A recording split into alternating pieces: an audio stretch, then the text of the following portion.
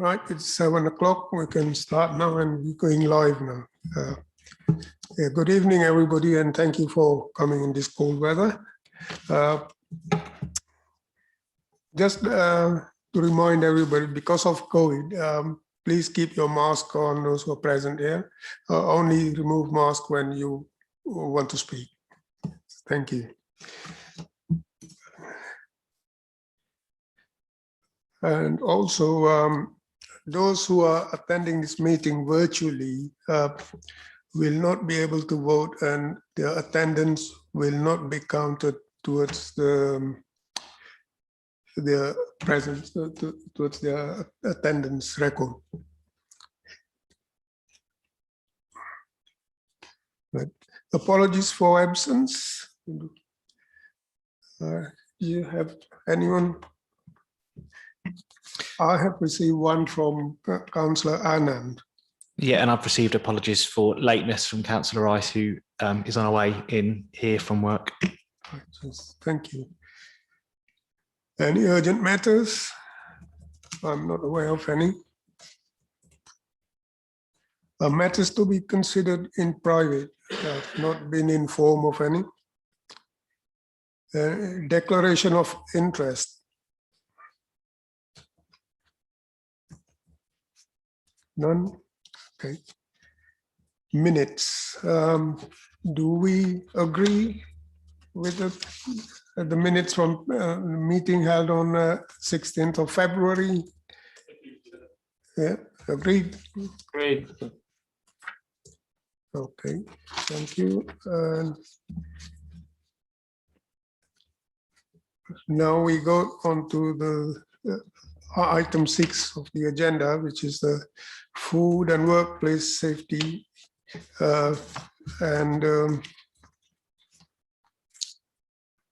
yep, food and workplace safety service plans. I believe Jess Murray is taking over the lead.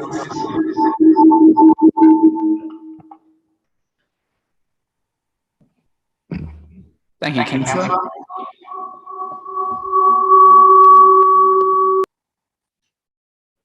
They're good. Okay, thank you, Councillor.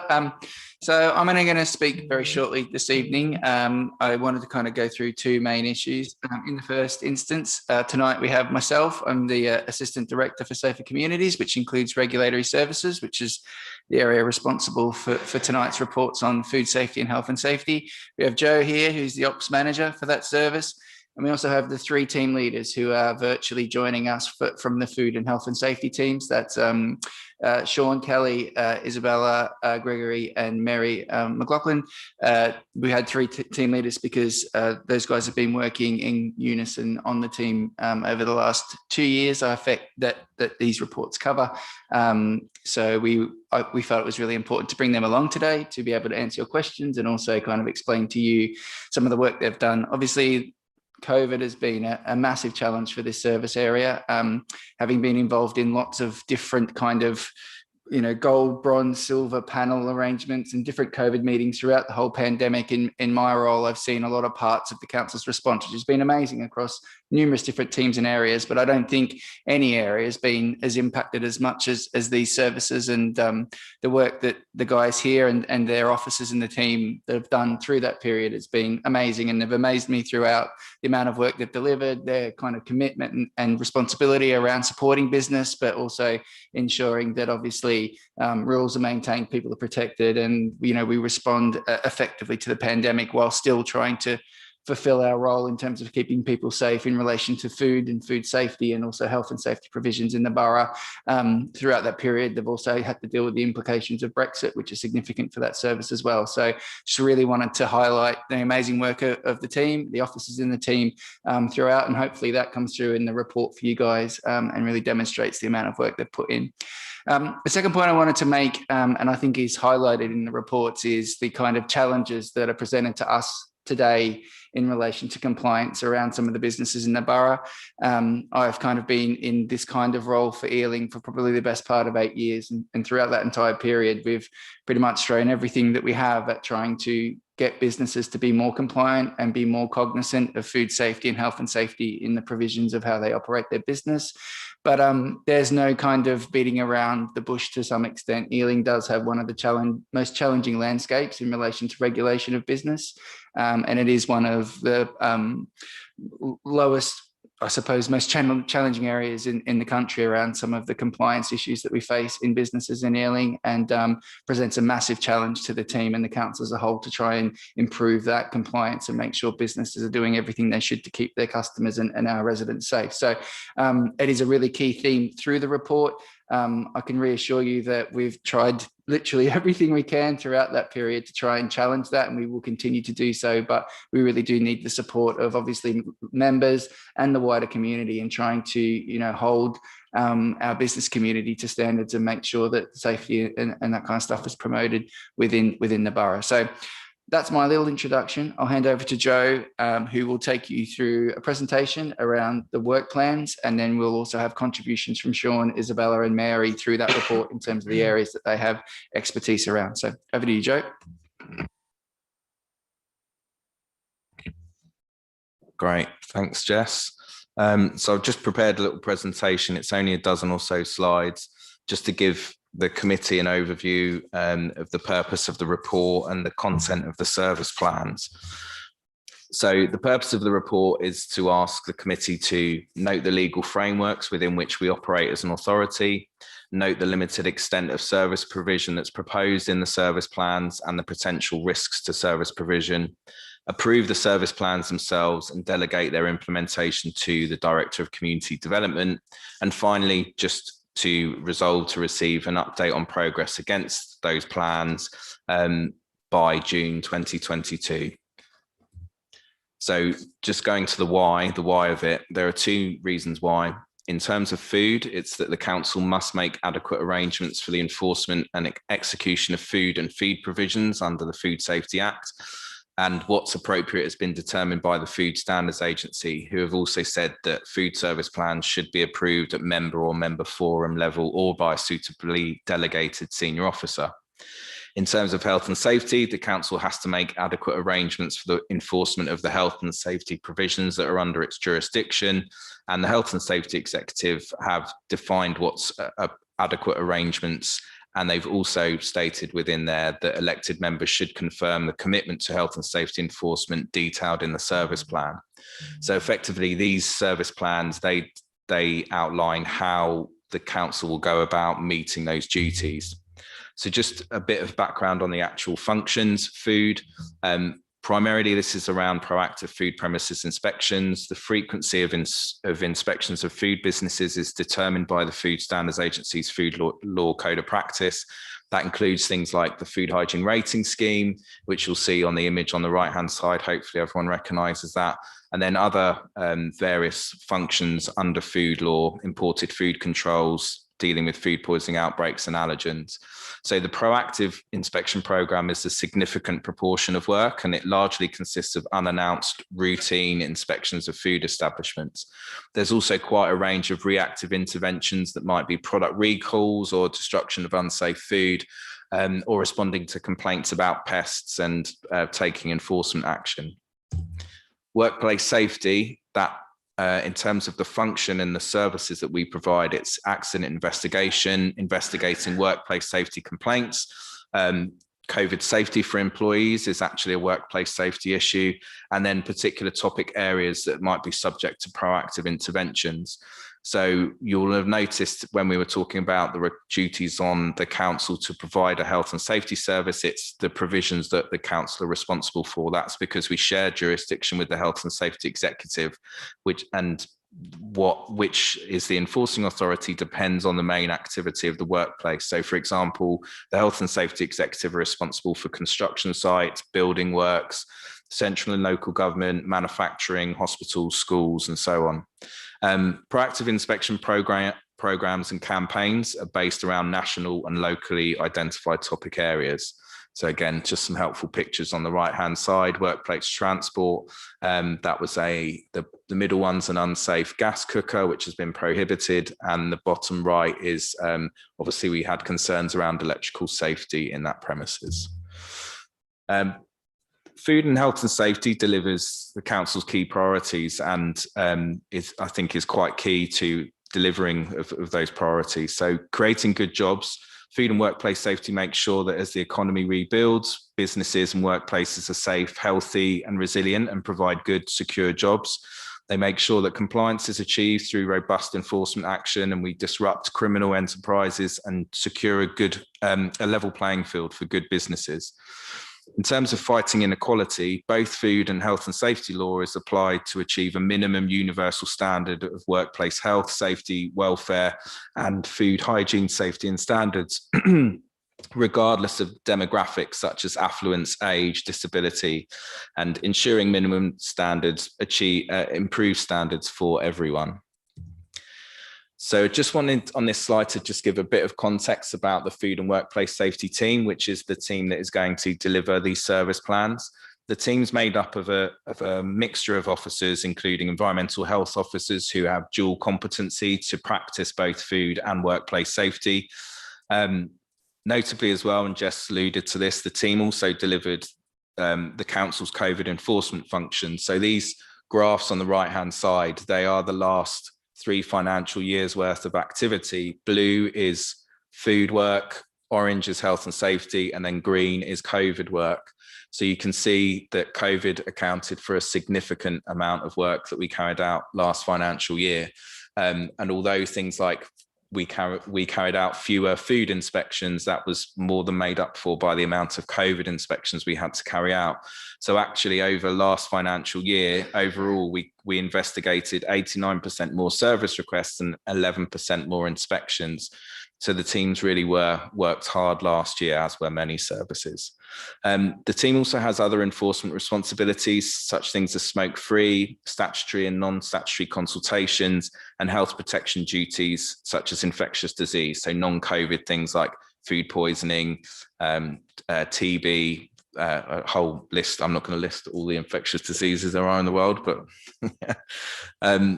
and then we also do other kind of business support functions like participating in the High Street Task Force, engaging with businesses, supporting our colleagues in economic development and regeneration. So just to go into a bit more about the regulatory challenges that Ealing presents, due to the excellent transport links, proximity to London, proximity to Heathrow, the North Circular, M14, M4, it means there's a significant number of large businesses that are integral to regional, national and global commercial logistics and food chains. So we've got very large numbers of manufacturers, processors, exporters and importers. We're also the 4th most populated London borough. So that means there's also a large number of small and micro businesses serving our residents and consumers. We also have areas of particular affluence and particular deprivation. So all in all, that means quite a high volume of food and health and safety work, often of high complexity and often requiring immediate responses. So just a couple of interesting statistics that have relevance to regulation. So compared to the average London borough, Ealing's got 1/3 more manufacturing businesses, 50% more transport and storage businesses, 60% more wholesale. Our food businesses are 5% more non-compliant than the average London borough, and we have 4 times the amount of approved establishments. I'm going to go into a bit more detail on those last 2 on the next slide. Last year, we actually had 33% more new food businesses register with us. So that was the main COVID year. So as well as reflecting the kind of economic turbulence of the pandemic, people opening food businesses from home, this figure also reflects a significant shift in increasing demand around online platforms, home delivery of food, our Just Eats, our Deliveroos, Uber Eats, etc. In terms of enforcement, compared to the average London borough, Ealing serves 10 times more remedial action notices, which require activity to immediately stop, twice as many hygiene emergency prohibition notices. So these are immediate closure notices that most commonly we serve in relation to pest activity in a food business. And we serve 50% more improvement notices. So these notices require action and make it offence not to comply. I just want to drill down on to two of the aspects where I've said that Ealing presents a particular challenge. So approved food establishments, these are established large food establishments that deal with products of animal origin, but sell predominantly to other businesses. So in Ealing, these are meat processors, ready meal manufacturers, and a huge variety of other processors. Approved establishments require a heightened level of food control, and where non-compliance is found, the response must be more rigorous than it would be for, say, your standard restaurant and cafe. A third of approved establishments in Northwest London are located in Ealing, and Ealing has more approved establishments than 3 of its closest neighbours put together. On the food hygiene non-compliance side, as just said, unfortunately, there's no getting away from the fact that Ealing's food businesses are some of the worst in the UK for food hygiene compliance. In terms of actual numbers of food establishments, Ealing has the highest number of non-compliant food establishments of all the London boroughs. And in response to that, you can see that Ealing prosecuted the third highest number of food establishments across the whole of London.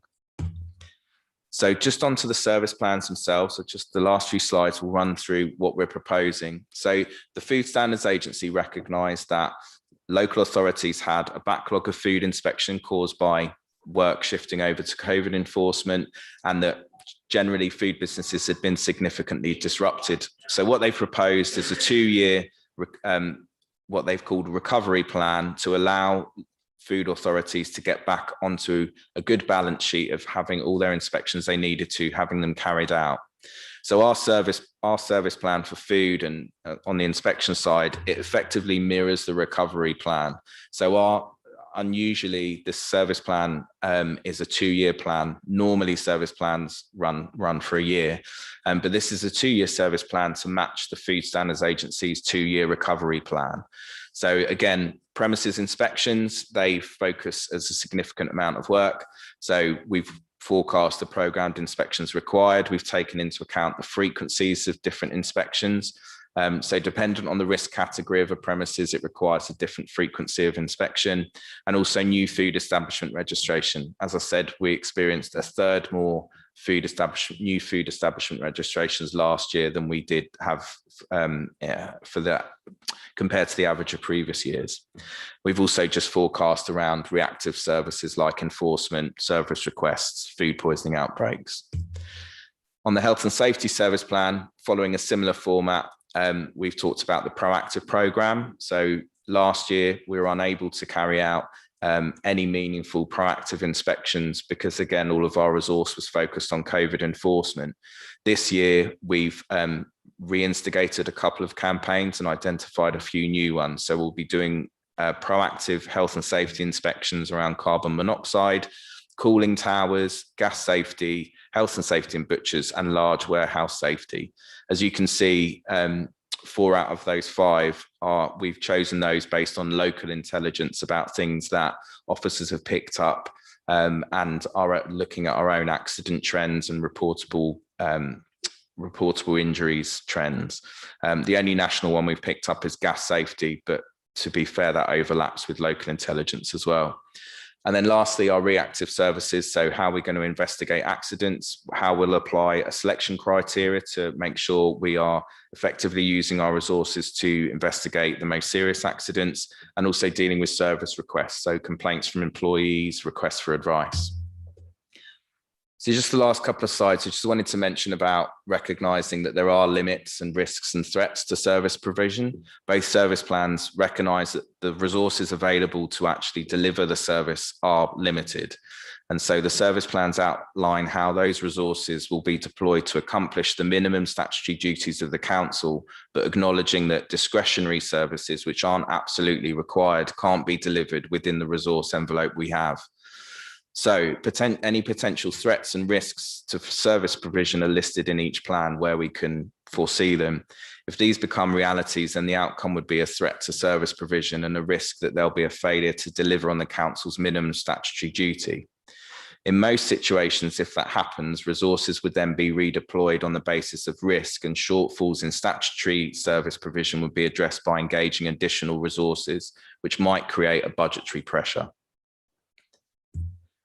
So I've circled back round now to the purpose of the report, and I'm happy to answer any questions, and the team leaders who are on the call are happy to answer any questions as well. Thank you.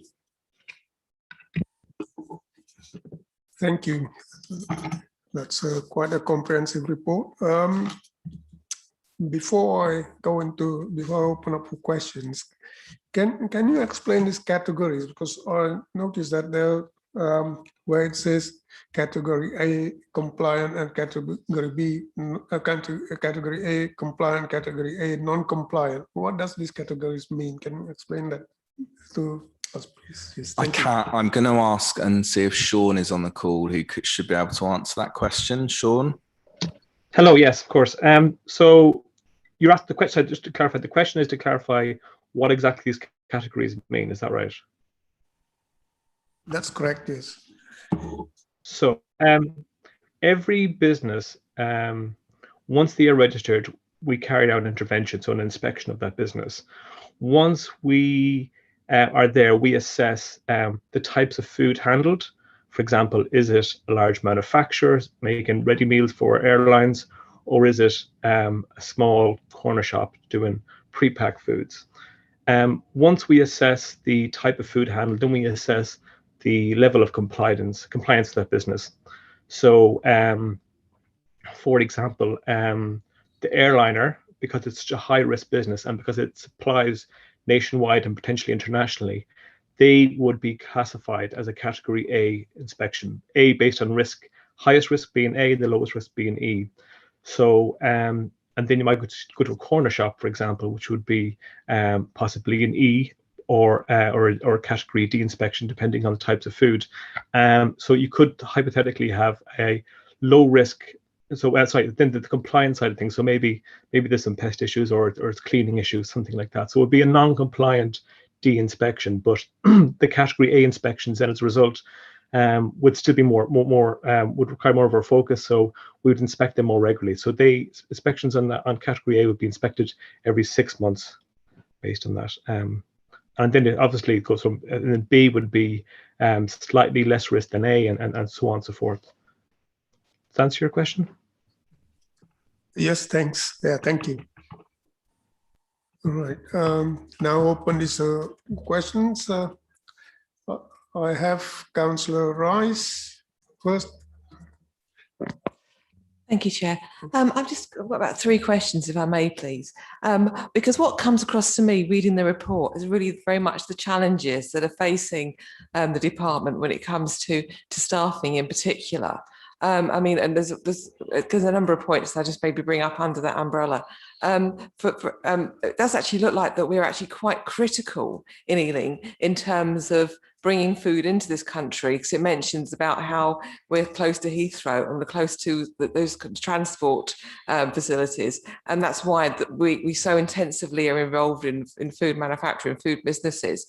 So I was just wondering, has the government actually at any point perhaps offered us some extra support above and beyond what other councils might have in order to help us, in order to maintain the standards of food safety and enforcement that we are involved with? Another point that comes to mind is actually just trying to recruit new officers and really good people into this profession. In that case, if we do have the facility to employ more people, we need to attract more people. I studied careers guidance and I used to conduct careers interviews with young people, but at no point did I ever really see a lot of the jobs that come up in the council really come up as potential ideas for young people to get involved with. So I just wondered really how well advertised is the profession in terms of to our young people. I mean, one thing that has come across to me as well, working with council officers, is quite a number of them maybe come from other countries. And I'm just wondering if when it comes down to these types of professions, are maybe other countries doing better than us when it comes to really getting people interested and involved, and maybe we're actually benefiting from that, but maybe it's something that we need to work on. And the third question would be in terms of the report discusses Percival House. Now, I know that we did a lot of consultation with staff when it comes to the changes that we're going to be making there. And the report does mention there are very much very specialised facilities that we need in order to carry out the food safety work, in order to carry out the health and safety work. Now, I'm just wondering how much effort was really put into ensuring that we consulted properly with you to make sure that whatever plans we had for the future would satisfy your requirements. Thank you.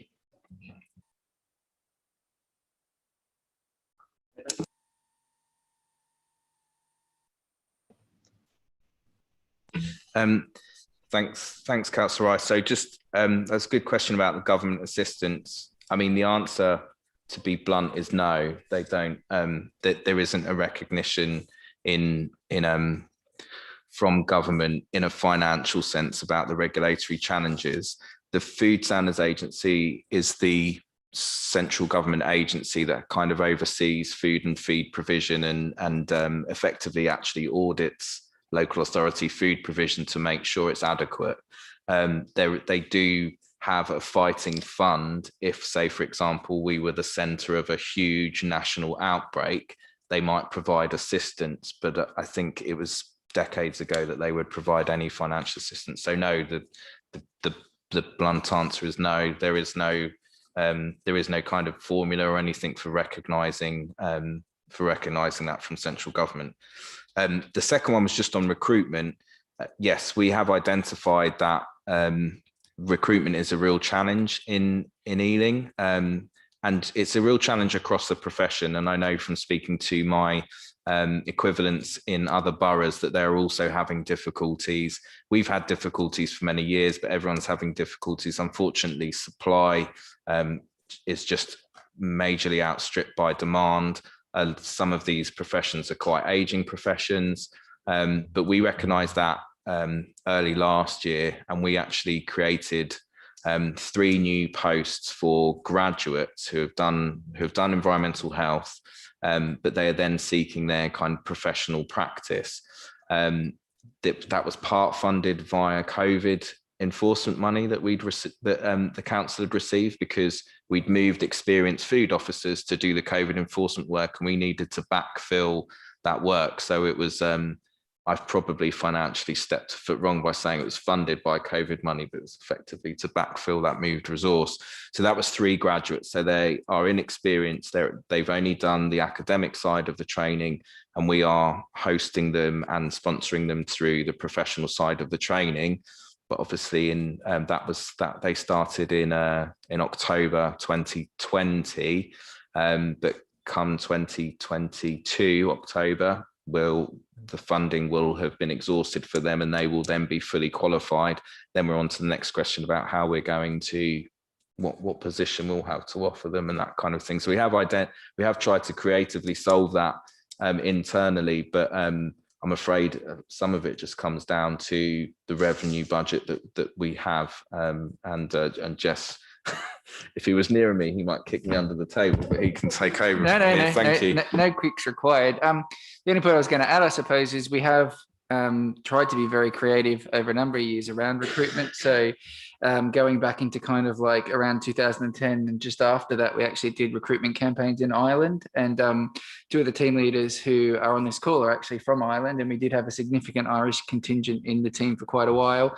Some of that was based on the fact that there was less demand in Ireland for officers and less movement of officers, I think. So it was easier to come and work in the UK, but also the Irish process to training people was slightly different in how they got their qualification, and they kind of had the vocational and academic aspect kind of combined, whereas in the UK it's academic and then you kind of learn the practical aspect on the job. But we saw kind of on the back of Brexit, that kind of flow of professionals from Ireland has kind of less than significant, mainly just through, I suppose, the issues that creates around no longer being in the EU, but also just having a border in Ireland has created a higher demand in Ireland for these kind of officers to do this work, because obviously there's a new border and there's new requirements for food to pass between the various countries. So we definitely have lost that kind of flow of officers who would often complement some of our more locally trained officers here in the UK. But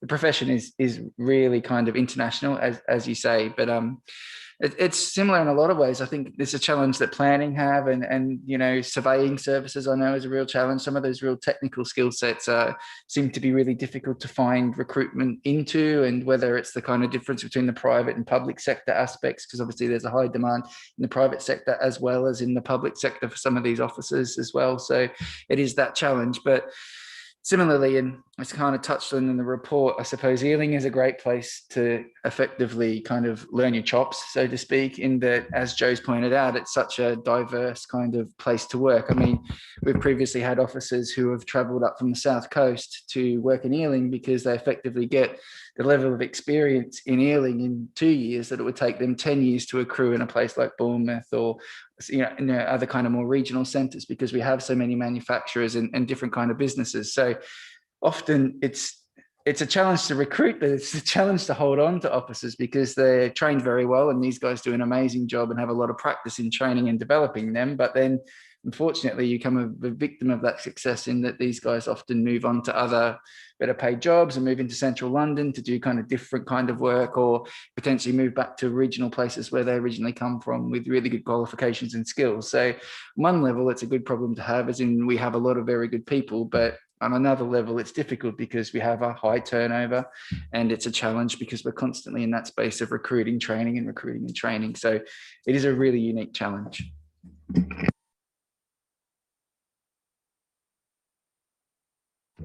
Yeah, Percival House, sorry.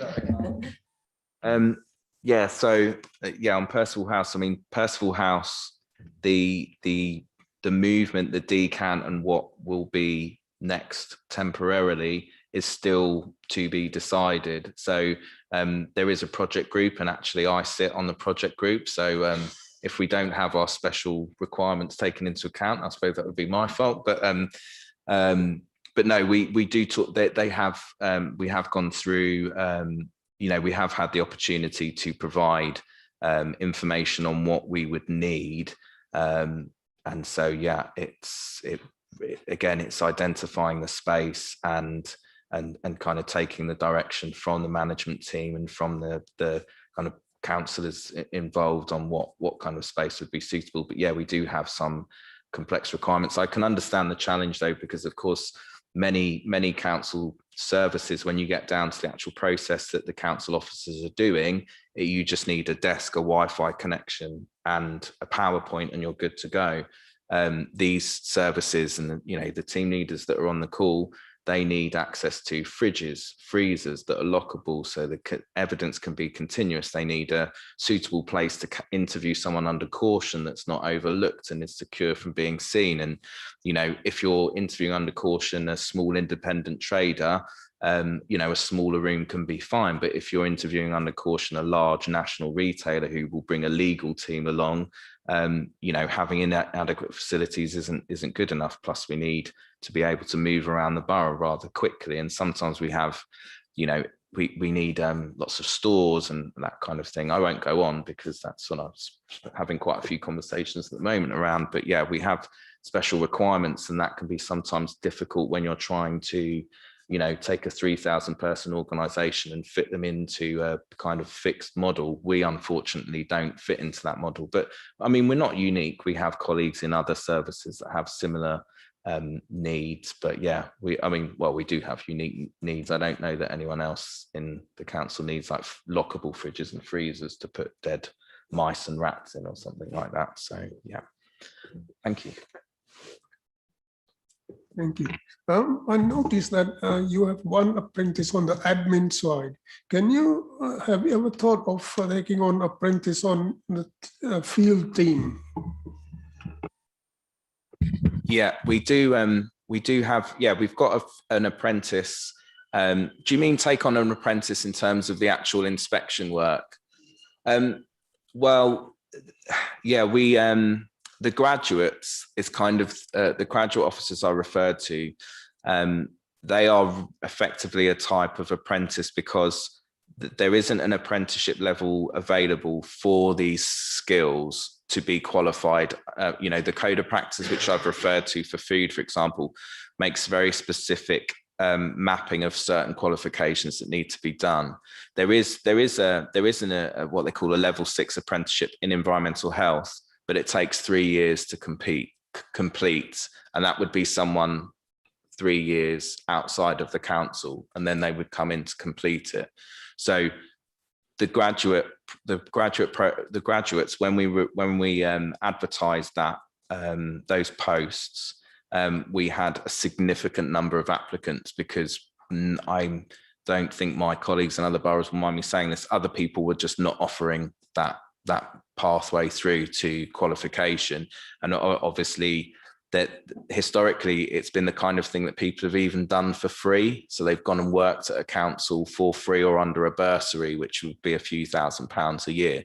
These are paid jobs that, you know, happen to be a kind of development job. But yeah, we have, I mean, we do have apprentices across regulatory services, but they do slightly different things, because some of the other areas don't have such a fixed qualification pathway as food and health and safety. But I think though the government agencies involved are looking at mapping more apprenticeship style qualifications away from the sort of historical traditional ones that we have at the moment. Is that okay? Thank you. John, yeah. Thank you, Chair. That's all right, is it? Yeah. So two questions, if that's all right, Chair. So first one is, this mic isn't very good. I'll try the mic. Is that better? That's better, I think. Yeah. The first question really is, I mean, I know in previous years we've had the focus on approved food establishments rather than the smaller places, and that's sensible. But just in terms of change over time, has it been a long-standing situation that the number of non-compliant food establishments is quite this high compared to everywhere else? I mean, is it? I can't remember. Is it because it's quite stark, the figures in figure 1 and the text over the page about the comparison with other boroughs. So, you know, the highest level of non-compliant food establishments in London and some of the highest in the UK. I mean, has it been that way for a few years, or is that something where we've fallen behind recently? Yeah, those levels of non-compliance have and our relative high levels of non-compliance compared to our neighbours and nationally has been around for years. I think probably around 2010 at least would probably be the time we recorded that. I would suggest perhaps even longer, but there's the annual kind of witch round of arrangements, which we don't necessarily agree on the methodology of, but we're regularly been in the bottom 10 for the UK in that arrangement for a number of years. And we annually have the kind of comms nightmare that is the witch guide coming out around that. So yeah, I think I'd have to say, so, I mean, going back about probably 4 or 5 years, I think our overall compliance level was somewhere around 78%. I think we've managed to squeeze it up to about 84, but it's still not great. So we have made a little bit of progress, and that was pre-COVID. So I think that's also been affected by some of the COVID aspects. So we were kind of slowly pushing up the overall compliance level. But yeah, I think it's, you know, we're talking like 1% and 2% a year, as opposed to the kind of, you know, change that we would like to see, I suppose. And you don't see any way to achieve a big improvement on that, but as I said, you know, based on the assumption and the correct assumption, I think that it makes more sense to concentrate on the larger premises. So I'll give a lay answer to that, because I'm not a food expert and I've never worked in the food service. But for me, I think having kind of observed it as that kind of oversight for a number of years, ultimately, these guys can only inspect and require a premises to be a 3-star. You know, that's what the legislation requires. If someone's a 3-star, then as far as we're concerned, that's good enough. There might be an expectation from you as members where you have ambition about the borough that we want everywhere to be a 5, right? And of course, that's what you would like in the ideal. But ultimately, we can't enforce our way out of that kind of arrangement. And it's been really interesting, some of the stuff around, you know, the kind of online food kind of delivery companies and Just Eat and some of those things, which we were previously on the BBC News about profiling the fact that they should require a minimum standard of businesses, because Just Eat would employ a 1-star the same way as they'd employ a 5-star. So they have started to apply that standard to the businesses that use their platform, and that has actually started to see a little bit of a difference in businesses wanting to be more compliant to make sure that they can access that. But ultimately for me, if we want to change businesses from 1, 2, 3 stars to 5, then there has to be, the consumer has to demand it. So it has to be people not buying food from the 1 and 2 star premises and going on the website, checking the business before they order their takeaway or go out for dinner and picking a 4 or a 5 star, because ultimately at that point, the businesses that are 1 and 2 star will see that actually they're losing business on the basis of that rating, and they'll prioritize it. At the moment, the threat of us coming around and prosecuting them once every 4 years clearly isn't a motivation enough for some of them, because there's some businesses that we have perpetual issues with, whether it's, you know, in relation to pest control, whether it's food handling, whether it's not having hand washing basins or hot waters in their kitchens, things like that. So ultimately, it feels like we can only get so far with the stick.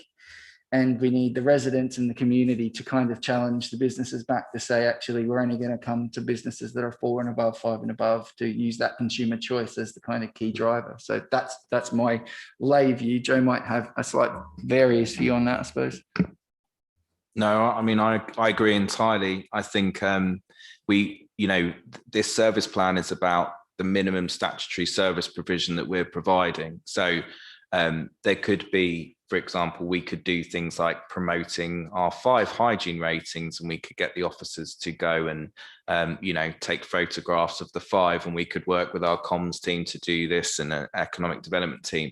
But when we weigh that up against whether we're going to do the statutory amount of inspections of a national ready meal manufacturer, in my role of the oversight of the safety of consumers in the borough and wider, we'll choose the approved inspection. So yeah, it's that's why we do mention, noting the limited extent of service provision. And yeah, we at the moment, our enforcement isn't so much of a punishment. It's actually, a lot of our enforcement is around protecting the public. So we're doing quite a lot of closures at the moment, or these remedial action notices, or seizing food. So we are doing enforcement, but it's actual physical actions and interventions of taking unsafe food off the market. So yeah, thanks. Thank you. And my other question was on Brexit. We've got there's a section on it on pages 18 and 19 of the report.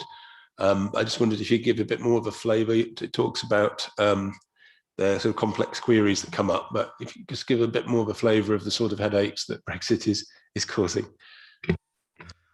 I am going to move that over to one of the team leaders on the call. Sure. Yeah, Sean. Yeah. Go ahead. Yeah, no problem. Thanks, Joe. So where to begin with Brexit? So the complex queries we're getting primarily are from our approved manufacturers, because now, for example, every product of animal origin would require a specific health certificate depending on the country it's destined for. And the complexity that would goes into each product and each consignment. So if you can imagine, you have a manufacturer who has, for example, we do Chinese dumplings. Now they had pork, chicken, some vegetable dumplings, and they had different species. Every single product, even though it would be the same consignment, would require a different health certificate. Now each certificate won't go up to 140 pages each, and they would have to. So hypothetically, they would have to apply for one consignment, one batch, one delivery for a customer's request. They could require 8 different health certificates for that delivery. And then on top of that, it gets very complex when it comes to the nuances between what, so for a product that might be a composite product. I don't get too much detail. It's hard to go into too much detail just without that in layman's terms. But if there's a product that a mix of animal origin and a processed product of animal origin mixed with a product of plant origin, there are exemptions under that. And yeah, it gets extremely, extremely complex because every destination country is different. And so we have been working with the businesses to navigate them through what has been a very stressful time for these businesses. And just anecdotally, a lot of the feedback we get from these businesses is that they have stopped trading in the EU as a result, just because of the burden it is on for them to get these health certificates. Because, for example, we can't, and there's only certain things we can certify ourselves. For every product of animal origin, primarily, the high majority of them will have to be approved by a vet. So they have to get a vet to come and assess every single consignment before it leaves their premises. So yeah, it's been a massive challenge for businesses, no doubt. But we've been doing our best to, give them as much guidance leading up to Brexit. We had seminars and we had walk-in centres at one stage for businesses, and it's still going on to this day. We're still having working with businesses to support them through this process. Thanks, Sean. I just wanted to say quickly as well, just in relation to the burdens on Brexit. Obviously, Sean's too conscientious to say it, but all of the queries, if you're a food business and you're a food exporter and you think, oh, there are these new rules in place, something about food, what do I do? And you just ring up your local food inspector or whoever did your last food inspection, say, hey, I want to do this, how do I do it? And it's the team leaders on the call and their officers that go and research whatever the latest guidance was. I mean, I think it's all, it's much easier than it was, say, June time. But yeah, and this also was in the midst of COVID. As you know, the lots of things were chosen to press ahead on in spite of the pandemic when it came to exiting the EU. But yeah, this is the kind of, again, this is really the sort of service that and the value that we add to businesses in Ealing. And that, again, is why having so many improved premises is such a burden on service provision. And I suppose it goes back to Councillor Rice's comment about, does the government recognise this? So yeah, thank you. And now I have Councillor Taylor online. Councillor Taylor. Yeah, thanks. Thanks, Chair. And sorry I can't be there. It was nothing to do with the cold weather. I can assure you that. I had a number of points actually, which have come up through the conversation, and forgive the order of them, but I know I'll come to the service points in a second. But some of the report, I think on your slides, Joe, you talked about allergen management and labelling. I mean, I was trying to understand what that means for small businesses. I mean, I guess that means things like what, nut allergies, things like that. I'm taking. I'm seeing a shake of the heads from Sean, so I'll take that as a yes. I was thinking in terms of the enhanced requirements due to COVID, and are they now embedded, or have we gone back to previous kind of requirements in terms of hygiene provision? In terms of regulatory services, you have a rate, I don't know if a rating necessarily, but have other council services elsewhere, I don't mean our council, but other councils, have they fallen foul of the regulator?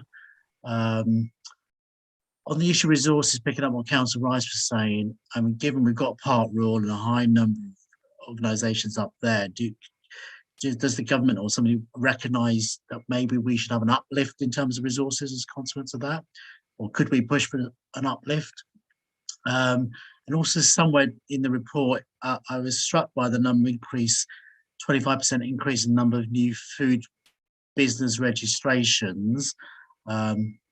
Forgive me, but can be a bit of a data nerd on this.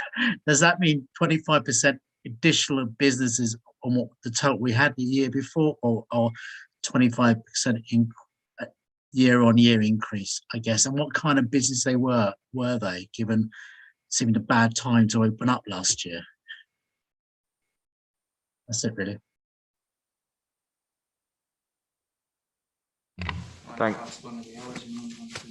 Thanks, Councillor Taylor. Yeah, I'll move one of the allergen questions to one of the team leaders on the call in just a moment, because they've been doing a lot of work with Natasha's law that came into force in October, which was some enhanced requirements around allergen labelling, but I'll let them discuss that. I think I picked up a couple of points. What was the point about other councils as a regulator? I didn't. So what I meant is because you're governed by a regulator, right? Regulatory regime. Therefore, you're presenting this plan, and the point is, if we don't comply with it, we run the risk of, I don't know what risk we run. Yeah. And I was trying to. So what other councils might have fallen foul of that? I know in a housing service, there's the housing. The name of the regulator, my day job, I've forgotten it now. But the Homes and Community Agency. But so what's the equivalent? What was it? The FDA, was Food Standards Agency and the Health. Sorry. Yeah, technically, if you're found to be failing as a food enforcement authority, failing the Food Law Code of Practice, technically, obviously, they would start with a conversation with the chief executive and Jess and Mark, our director. But ultimately, they can take over the Food Safety Enforcement Service of the council and fly in special, I don't know, Food Standards Agency commandos to do your inspections for you. But I've never heard of that happening, and I'm not even sure the FSA actually have the staff to deliver that. But that's the risk, and obviously there's reputational damage as well. Sorry, Jess. I was going to add, actually, we were under the auspices of a Food Standards Agency audit from 2013 through to 2018. So effectively, they had concerns about the overall number of inspections we were able to undertake. And so on that basis, we were audited by them, and then we were kept under that audit for about 5 years. Now, the majority of those concerns were based around the amount of resource we had against the number of properties that we're in premises we need to inspect. As you'll be able to see, as Joe's outlined, we've got numerous complex and non-complex businesses to inspect and a number of new registrations every year. We always had a high number of new registrations. We worked through that process with them and gave them that reassurance. And so they ended that audit in 2018. So we have had involvement with them through that period around the inspection regime and the delivery of that. But, they have to recognize the challenges that we've explained to you guys tonight. Ealing is very unique in that respect, but kind of covering your uplift in resources aspect, it's not something that happens in that way. We don't have the capacity to go to central government and get additional funding around this provision. It is a totally devolved responsibility to the local authority to provision. And, there is no kind of recognition that some boroughs will have very, very low levels of premises, your classic high street chip shops and restaurants, and that's about it, and not many manufacturers. And then there's boroughs like Ealing that have lots of manufacturing, and it's down to each individual borough to resource that. So that's our challenge to manage to some extent. I mean, the FSA were supportive in that audit process, and they understood the challenges that we had and the complexity of Ealing. So they worked with us through that.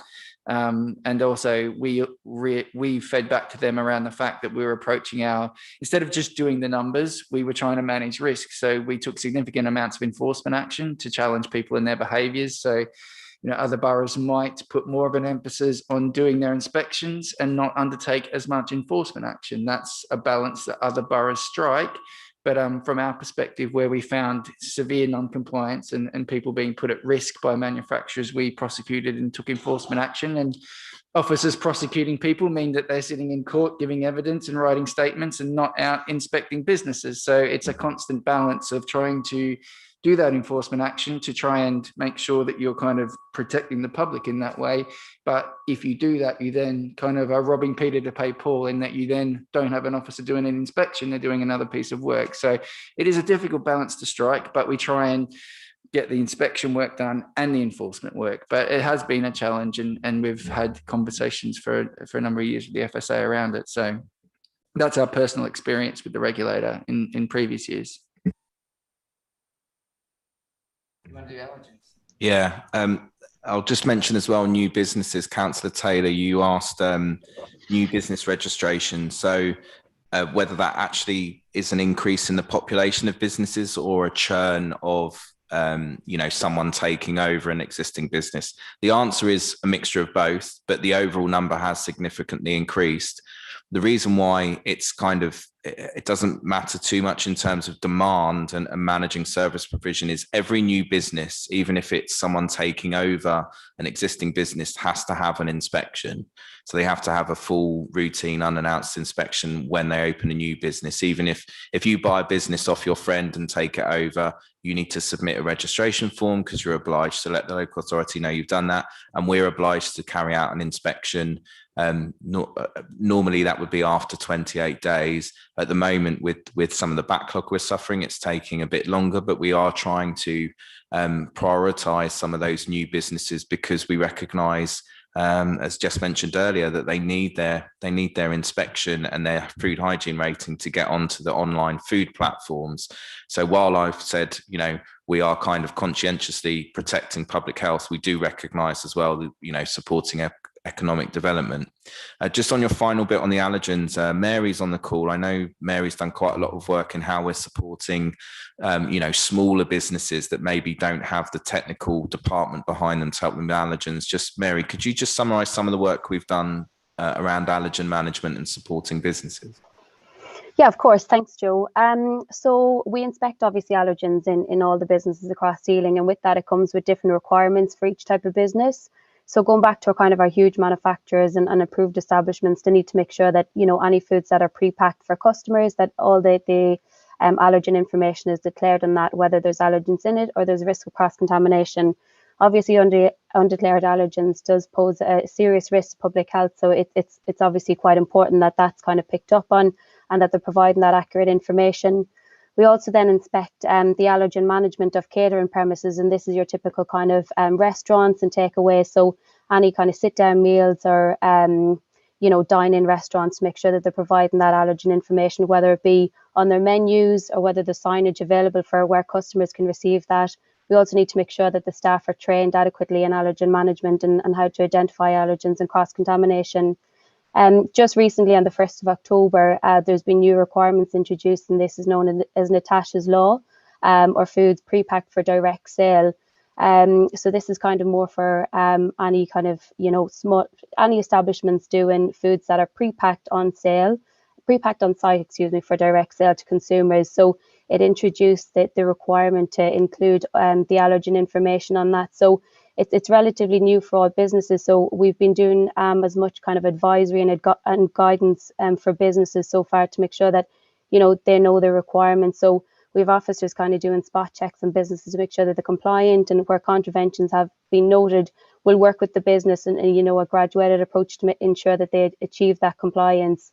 We've also produced some guidance for businesses to kind of hand out on inspections to provide further information. And we're also in the process of updating our website so businesses can kind of, get easy access to that information should they need.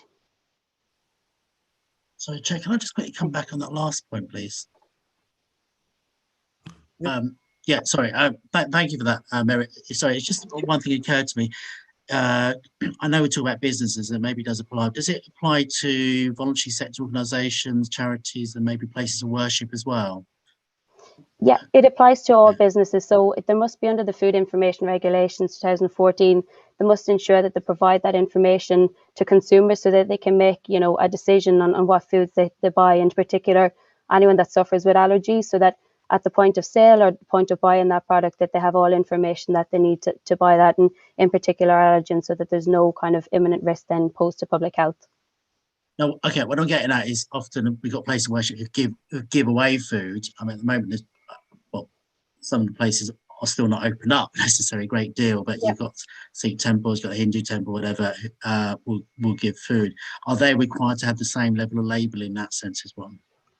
It depends on how it's given to the customer. So if it's sold loose, it needs the allergen information can be provided verbally or through signage and how to get that. If it's pre-packed for direct sale, it must be provided on the packaging for that product. So again, it just depends on how it's provided. So if it's fully enclosed and provided, if it's fully enclosed before purchasing the product, like pre-packed, it must be given to the consumer on the packaging. However, if it's pre-packed after the order of food, such as like if you go in and order a takeaway and it's pre-packed after the order of food, it's exempt from the pre-packed from direct sale.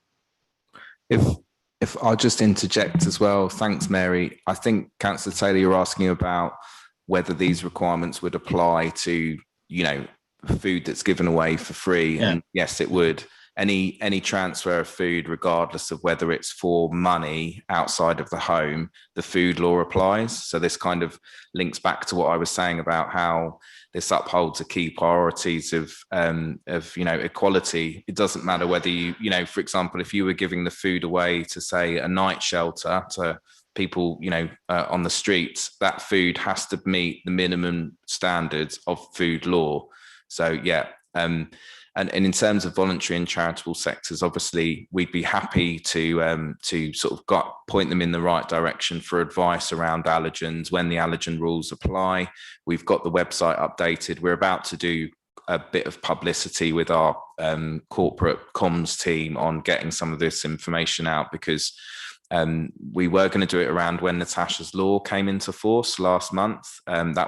Natasha was a young lady who died from a pret-a-manger sesame containing sandwich, because pret-a-manger were under no requirement to put that on the label because it was prepared on site. These new rules have changed that slightly, so everyone gets that information.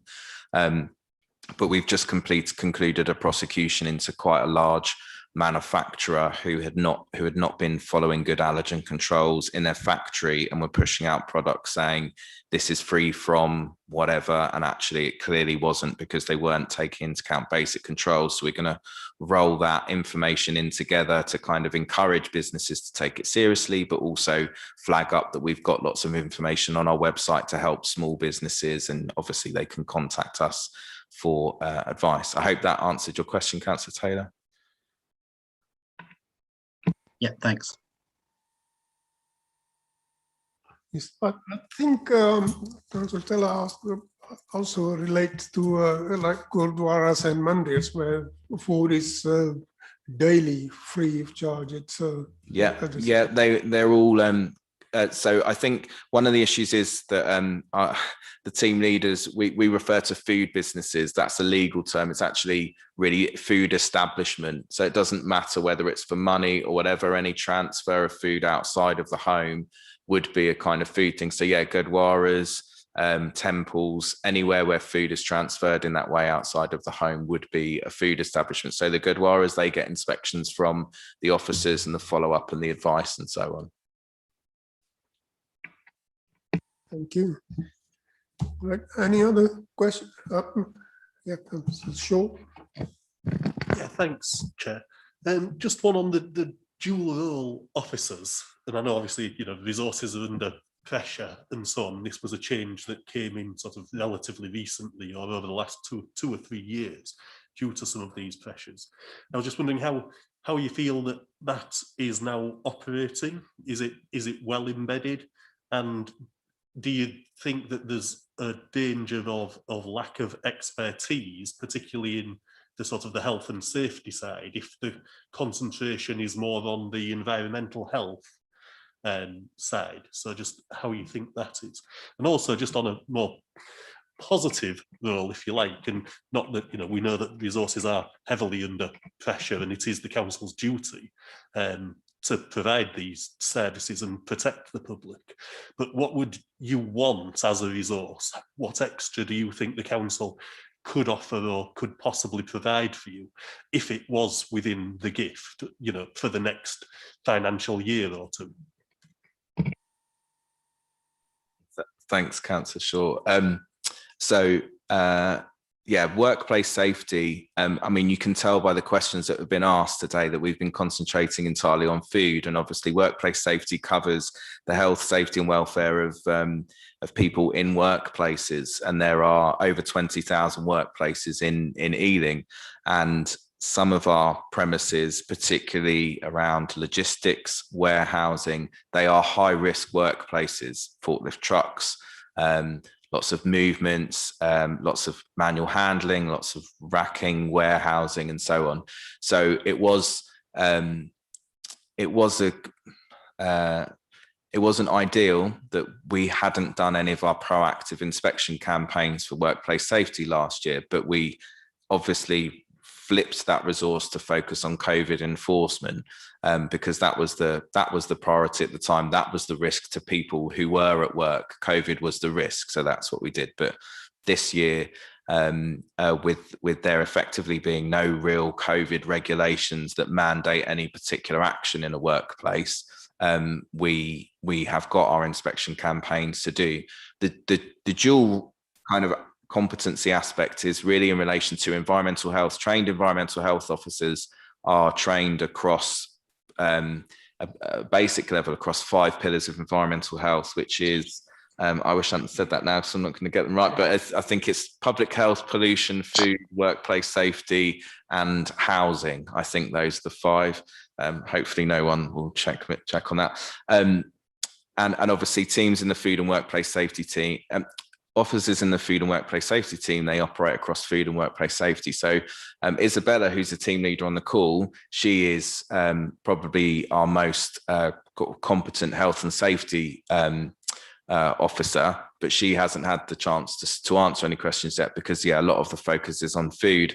But I think with our inspection campaign and some recent recruitment we've done, with new officers, again, they are inexperienced officers. They have no fixed kind of discipline right now. They are the kind of officers we want to get, and we've got an officer in a kind of workplace safety focused role.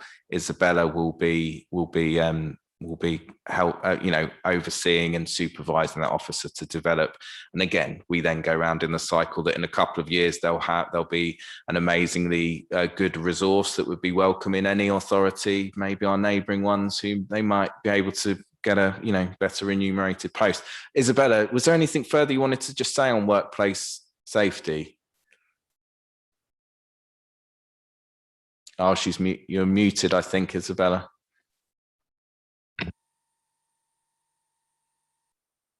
I think you're muted.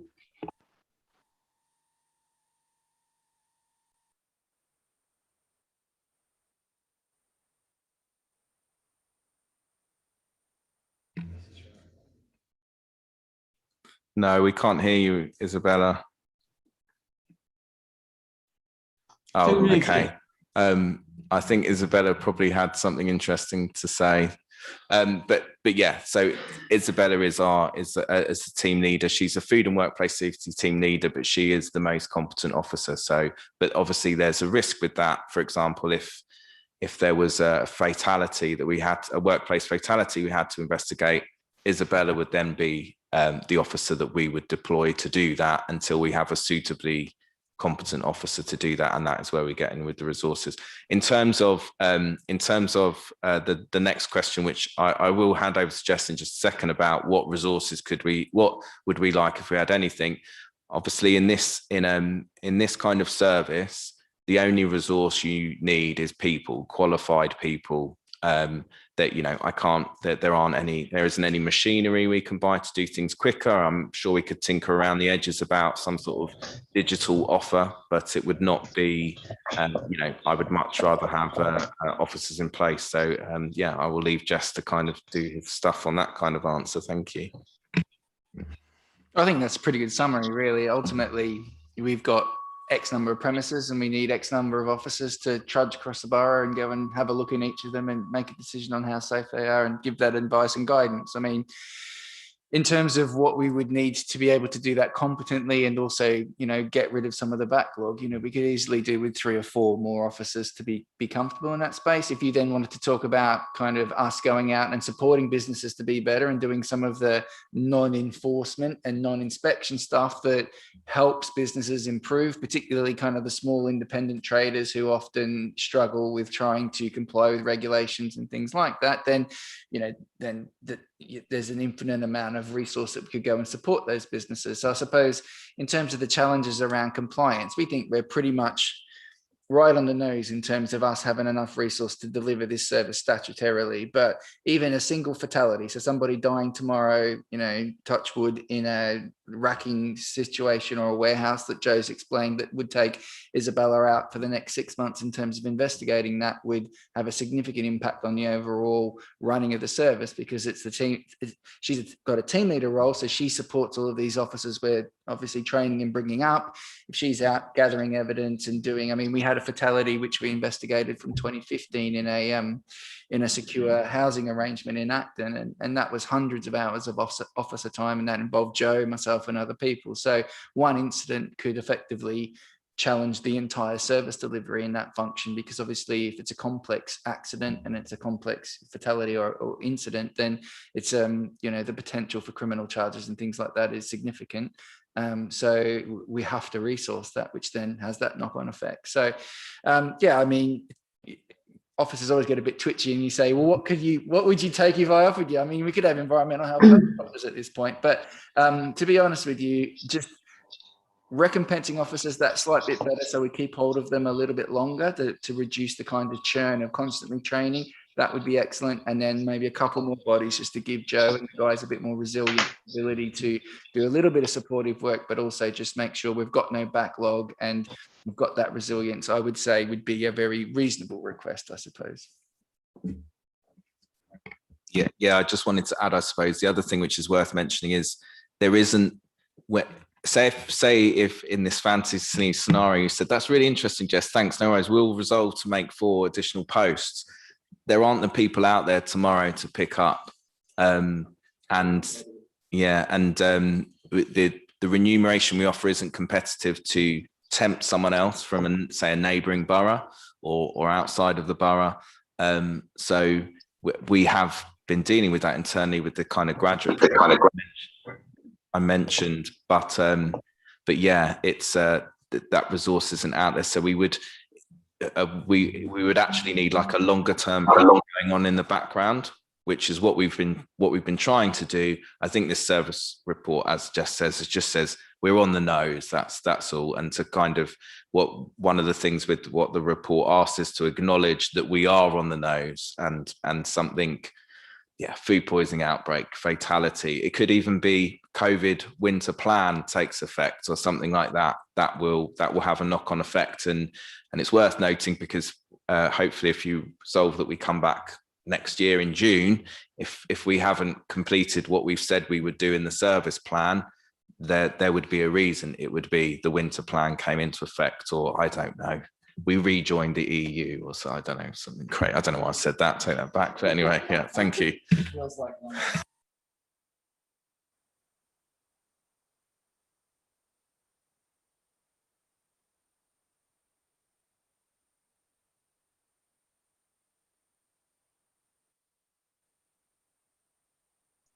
Okay, Councillor Rice. Thank you, Chair. I mean, one thing that does actually fascinate me is the idea of the fake food and just how serious a problem that might be, and what exactly is fake food. I mean, I've heard that maybe hundreds of years ago, they used to use sand in making bread in order to try and make it cheaper.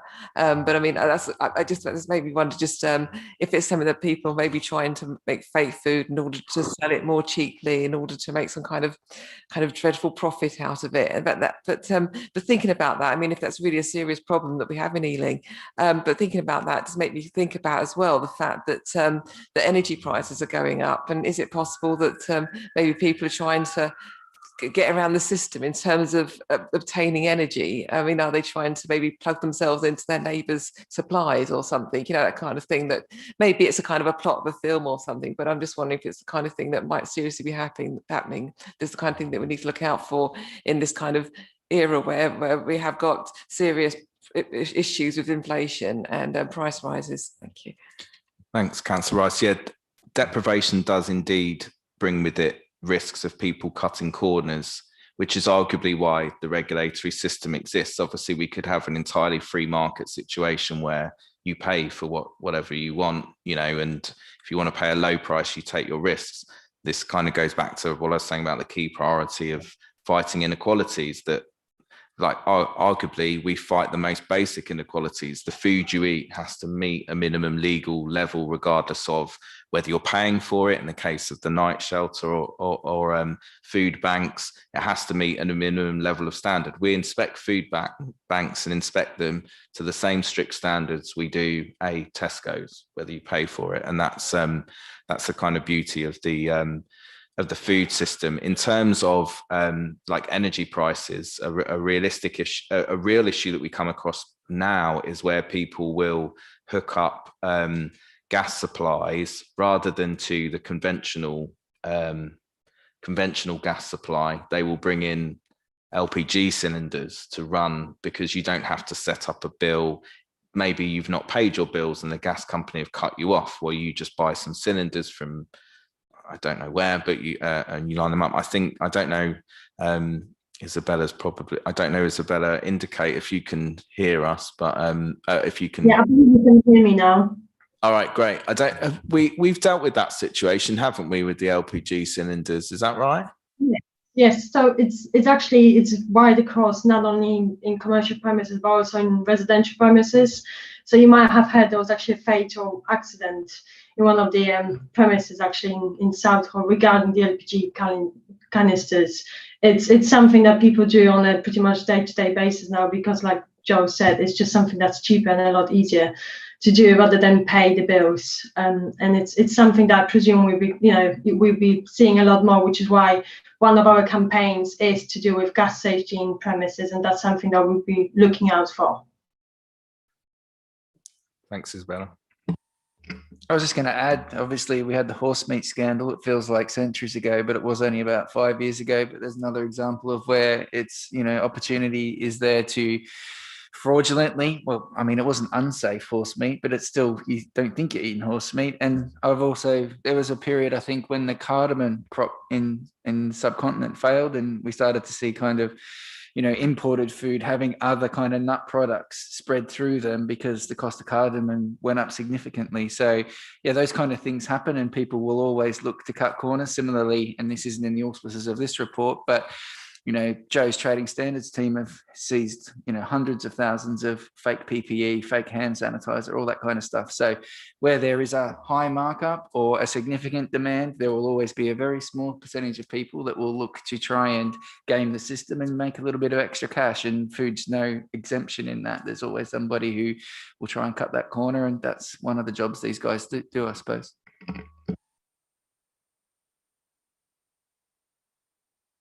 Okay, thank you. Any other questions? Taylor's got his hand up. I'm not sure if it's a legacy hand or. Yeah, Councillor Taylor, you got your hand. Yeah, sorry to just quickly come in on another matter. So in terms of the report, makes reference to smoke-free environments and shisha cafes, because we had quite a few, well, I'm sure the team will be aware, we have quite a few in Park Royal, I think in other industrial areas as well. Is this a case of cat and mouse, really, that we're struggling to keep up? It says few regulatory complaints received. Most of them come from the police and safer communities. What success do we have in shutting some of them down? Well, so I talk about shisha cafes on a daily basis and have done for about Yes, I know. But in the first instance, I don't know whether Mary or Isabella wants to talk about the practicalities of enforcing smoke-free before I talk about the more wider, safer community concerns. Yeah, one point I would make is that unfortunately within our service, we cannot shut down premises in regards to smoke-free. So the only thing we can do is to prosecute the business owner. And we've done that many times. The only problem is that there's a cap on the level of fine that they receive. And probably they'll make the money that they find is in one night. So that's not working, which is why we've kind of taken a step back now, and we're looking at different ways and working with different agencies to deal with those premises, because the powers that we have within our team are just not sufficient to deal with the problem. Yeah, I'd support that from Isabella's perspective. I mean, in terms of the amount of that prosecution as well, that's an officer doing all the statement work, going to court, going to hearings, doing that kind of stuff. So to do one shisha cafe prosecution where you might see a $2.5 grand fine, I mean, many of these premises will clear that on a Friday night before 10 o'clock, to be fair. So it's not it doesn't discourage them from the activity. And whilst I'm, clear that we need to enforce the rules, we can't afford to enforce the rules in every premise because we just physically cannot manage it. So we're having to pick and choose. But I think Park Royal is a very interesting proposition. It's something that I have been challenging the police around significantly for a number of months now, with Joe's support and also Paul Murphy, who's obviously the Safer Communities lead. But Park Royal has seen a proliferation of these kind of premises in there. I think at the moment we're running a register on shisha cafes to try and manage compliance. I think we've got 44, and the majority of those are in the kind of Park Royal or Hanger Lane, Perivale kind of region. So it has become a bit of a destination within London, especially, and there's a lot of challenges around that, because obviously Park Royal in particular, councillor, is a place where it's almost exclusively industrial. So there's not many residents there to complain about things. A lot of the businesses operate in the daytime there. There are some businesses that operate at night that aren't shisha, obviously, that have issues and are beginning to get more vocal in their complaints. Often, the premises don't really get operating until midnight and later.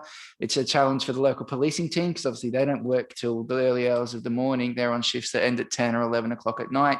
And when you get into the 1 and 2 and 3 a.m.s, then all you've got is police response, and they're kind of responding to emergencies. So there are times when I think that part of the borough feels slightly unregulated. You have kind of, random parking and all sorts of things going on, but it is turning into a bit of a nighttime economy destination.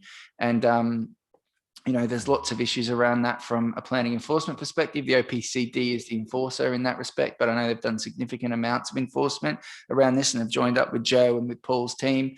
Paul and his guys have done a lot of work around lots of safer community concerns, but there has been a continuing trend around violence in that space. We've had a couple of firearms incidents in the last few weeks there, and previously we've had knife-related incidents, stabbings, and further back there's also been fatalities and murders in that space going back over years.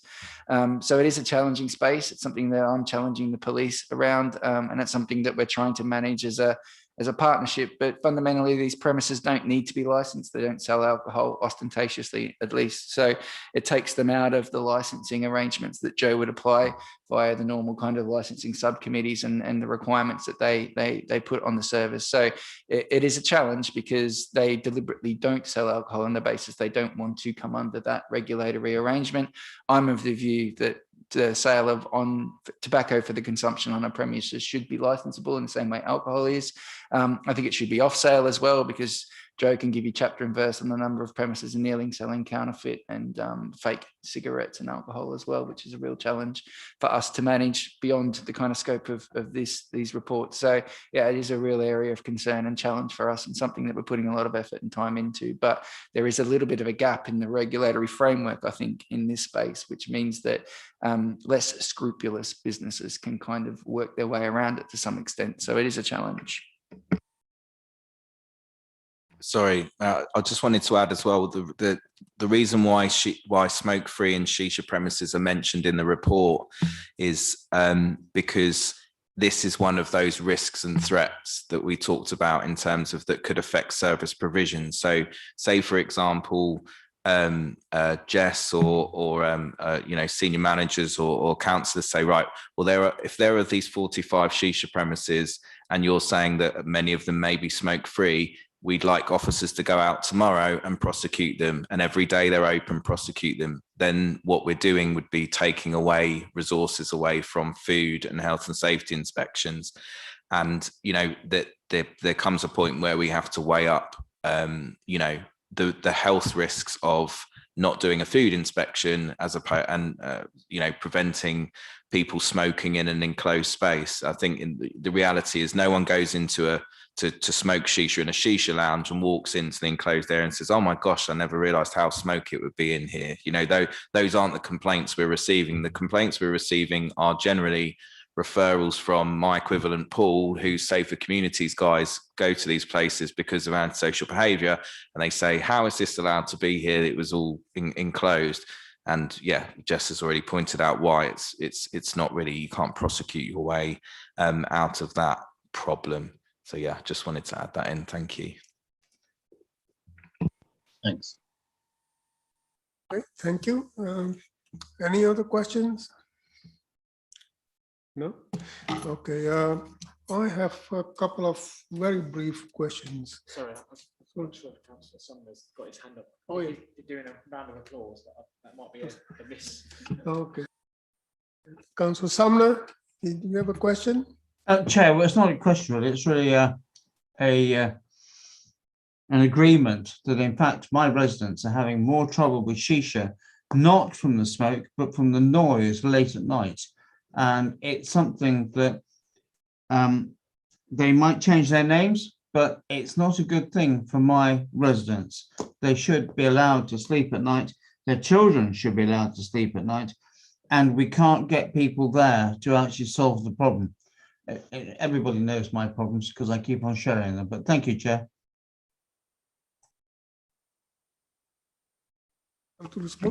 I write to Councillor Sumner on an almost weekly basis about the problem at those premises, and I appreciate and agree it is a challenge for his local residents there. Often it's not just noise from a venue. This isn't a noise conversation, but it's also people in their cars and things like that. It is a real challenge around some of the behaviours and some of the ASB stuff, which is why the referrals from Paul's team come through to Joe around it. It's a challenge in a regulatory space, in an ASB space, in a criminal space, in lots of different spaces. So. I have very brief questions. A couple. One about rehab. It's where the report says that it's a consistent non-compliance who can get rehab, goes through a rehab program. I'm wondering why we going when they are consistent, and I think that we should get tougher with them. Not instead of rehab, we should be prosecuting them. So. And the second, there's another one more question, just briefly. On page 64, about most business consists of small entrepreneurs. On the last line of it, it says it's the home to the largest Sikh population outside of India. What's that got? How does that relate into that business? Thanks, Councillor Padder. I'll answer that one because I had oversight of the team leaders writing that report. I think that section of the service plan is you're right. I don't think it probably really has a relevance to workplace safety, but it's more that section of the service plan is to give a profile of the borough. So I suppose, you know, it says over 100 languages are spoken in Ealing, and it's home to the largest Sikh population outside of India. I think that's probably a copy and paste thing that we didn't need to put in there. Obviously, the 100 languages are spoken in Ealing. That is relevant because we have difficulties interpreting it. I'm happy to remove that sentence actually from the service plan because you're right. I can't see a reason it's in there. I imagine it's something we probably took from like an ONS, you know, data packet and kept in there. Okay, so that be removed. Yeah, we can remove that. Yeah, if I can just come in on the prosecution. So I 100% agree with your comments that we should be probably taking a more stern approach.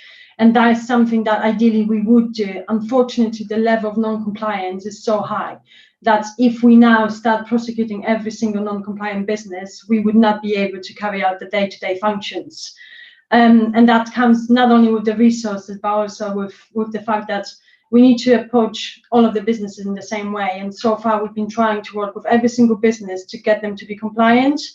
And it's only those businesses where we've tried our best to help them and make sure that they're compliant, that they go to rehab. And then if they don't comply, we prosecute. And that is the approach that, due to the resources and due to just being fair to people, we've chosen to take. And that's something that we continue to do at this stage.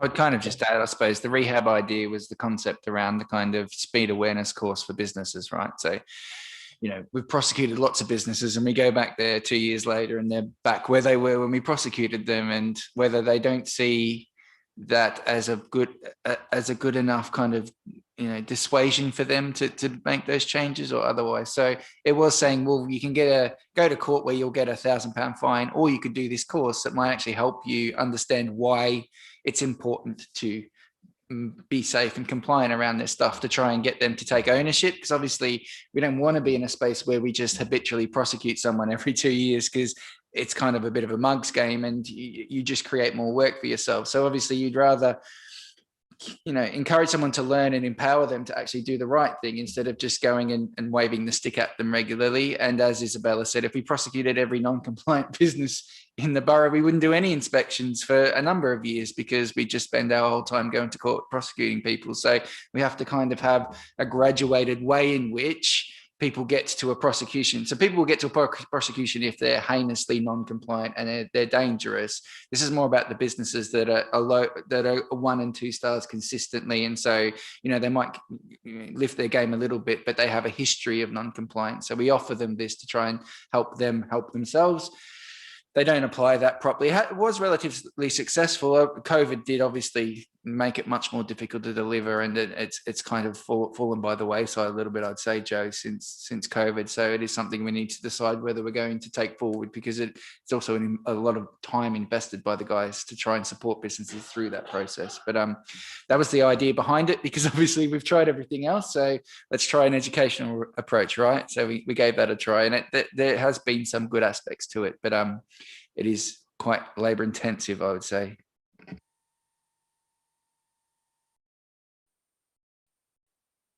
Sean, did you want to contribute?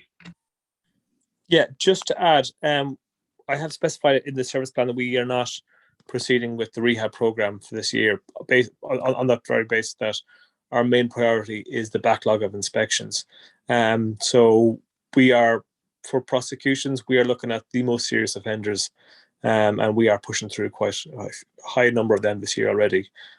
So it will be looked in the future, but just for now, it has been just put on the back burner.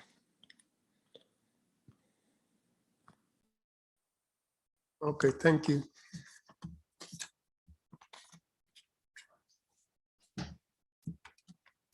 Right. Any other questions? Any more questions? No? Anyone? No?